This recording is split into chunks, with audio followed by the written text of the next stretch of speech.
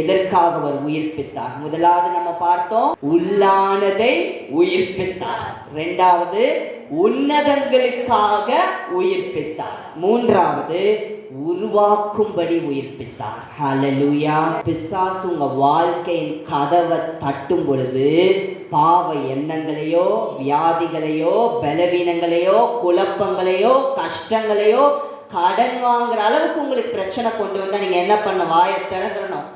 வார்த்தை எடுத்து என்ன செய்யணும்? பேசணும். பொல்லாத பிசாசே, கர்த்தர் எனக்கு சொல்லி இருக்கிறார், நான் வியாதியோடு இருப்பது ஆண்டவருடைய சித்தம் அல்ல, இயேசுவின் தழும்புகளால் நான் சுகமாயிட்டேன். 2 கொரிந்தியர் 5:17 படி பழையவைகள் எல்லாம் ஒளிந்து போயின, நான் புதிதாய் இருக்கிறேன்னு பேசணும். 1 பேதுரு 2:2 என்ன சொல்றார்? புதிதாய் பிறந்த குழந்தையை போல இருக்கிறோமா. அப்போ குழந்தை என்ன பண்ணும்? வளரும். அதுதான் நான் உங்களுக்கு சொன்னேன், அவர் நம்மளை உயிர்ப்பிச்சதுக்கு காரணம் அனுதினம் நம்மளை உருவாக்க, நம்மளை வளர்க்க. உங்களை வளர்க்கிறது யாரு? ஏசப்பா. ஹல்லேலூயா.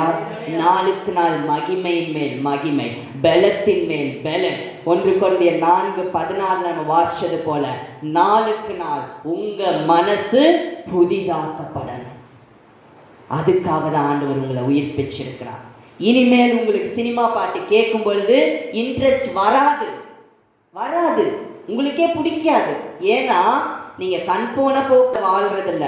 எங்க இருந்து வாழ்றீங்க? உள்ள இருந்து வாழ்றீங்க. சில ஜோக்கு கேட்டா உங்களுக்கு சிரிப்பு வராது. ஏன்னா அது உங்களுக்கு ஜோக்காவே தெரியாது, அது சும்மா மாதிரி உங்களுக்கு தெரியும். ஏன்னா எங்க இருந்து வாழ்றீங்க? உள்ள இருந்து வாழ்றீங்க. சில பொறணிகளை கேட்டா உங்களுக்கு எப்படி இருக்கும்?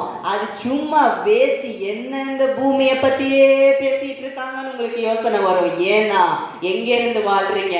உள்ள இருந்து வாழ்றீங்க. 2 வசனம் வாசிக்க போறோம், எல்லாரும் வாசிக்கணும். ஏசாயா 53:5. ஏசாயா 53:5 எல்லாம் சேர்ந்து வாசிக்க போறோம். நம்முடைய மீறுதல்களின் நிமித்தம் அவர் காயப்பட்டு, நம்முடைய அக்கிரமங்களின் நிமித்தம் அவர் நொறுக்கப்பட்டார். நமக்கு சமாதானத்தை உண்டு பண்ணும் ஆக்கினை அவர் மேல் வந்தது. அவருடைய தழும்புகளால் குணமாகிறோம். அவருடைய தழும்புகளால் குணமாகிறோம். நல்லா ஞாபகம் வச்சுக்கோங்க, சரிங்களா? இப்ப அப்படியே புதிய ஏற்பாட்டுக்கு வாங்க. 1 பேதுரு 2:24. 1 பேதுரு 2:24. நாம் பாவங்களுக்கு செத்து நீதிக்கு பிழைத்திருக்கும்படிக்கு அவர் தாமே தமது சரீரத்திலே, நல்ல கவனிங்க, நம்முடைய பாவங்களை சிலுவையின் மேல் சுமந்தார். அவருடைய தழும்புகளால் குணமானீர்கள். ஏசாயால என்ன வாசிச்சோம்? குணமாகிறோம். அப்ப புதிய ஏற்பாட்டுல என்ன வந்துருச்சு? அப்போ நீங்க குணமாயிட்டீங்களா? ஹல்லேலூயா. அதுக்காக தான் இயேசு மரித்து உயிர்த்தெழுந்தார். சொல்லுங்க, எனக்காக தான் இயேசு மரித்து உயிர்த்தெழுந்தார். நான் அவருடைய தழும்புகளால் குணமாகிறோன்னு இல்ல, குணமாயிட்டேன். சொல்லுங்க, குணமாயிட்டேன். அப்புறம் ஏன் இன்னும் உங்க சரீரத்துல வியாதி இருக்குன்னா யோசிச்சுட்டு இருக்கீங்க. சரீரத்துக்கு இடத்தை கொடுத்துட்டீங்க, மாம்சப்படி யோசிக்கிறீங்க. நீங்க என்ன பண்ணணும்? ஆவியிலிருந்து பேச ஆரம்பிக்கணும். ஹல்லேலூயா, ஹல்லேலூயா. வியாதி வரதான் செய்யும், ஆனா நீங்க என்ன சொல்லணும்? பேசி துரத்திடணும்.